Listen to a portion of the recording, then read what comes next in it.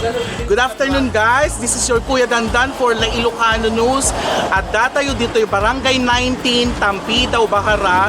Just right after the checkpoint, ito yung Bacarra, dito yung amyananan, iti rangtay, dito na biruka ka nakainimas, iti tapsilog da, iti bigat, and the very delectable and yummy batil patong. And later on, we'll get to taste their delicacies. Kandi ito yung menuda, nga dito Ronie's Kitchenette, owned and managed by Miki, Ronie Banatasa. So later on, madamati pa nagluto da dita, maramanantay to amin dagiti recipes ta. Halika kayo guys, pasok tayo.